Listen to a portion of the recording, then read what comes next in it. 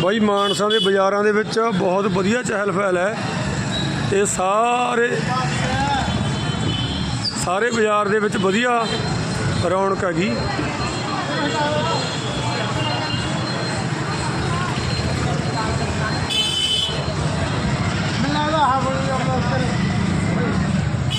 ਇਹ ਲੜੀਆਂ ਮਿਲਦੀਆਂ ਨੇ ਜੀ, ਇਹ ਸਾਰੀਆਂ ਰੰਗ ਬਰੰਗੀਆਂ ਲੜੀਆਂ ਮਿਲਦੀਆਂ ਨੇ। ਇਹ ਮਾਨਸਾ ਜਮਾਂ ਭੋਲੇ ਦੀ ਬਿਜਲੀ ਦੀ ਦੁਕਾਨ ਤੇ ਹੀ। ਇਹ ਦੁਕਾਨ ਹੈਗੀ ਆ ਜਮਾਂ ਪੀਰਖਾਨੇ ਦੇ ਅੱਗੇ 80 ਨੰਬਰ 2 ਖੰਭੇ ਵਾਲੀ ਗਲੀ ਦੇ ਜਮਾਂ ਸਾਹਮਣੇ 80 ਨੰਬਰ ਦੁਕਾਨ। ਇੱਥੋਂ ਸਾਰੇ ਸਮਾਨ ਦੇ ਉੱਤੇ ਹੋਲਸੇਲ ਰੇਟਾਂ ਤੇ ਗੈਸ ਗੀਜ਼ਰ ਸਾਰਾ ਸਮਾਨ ਸਸਤੇ ਰੇਟਾਂ ਤੇ ਹੈ।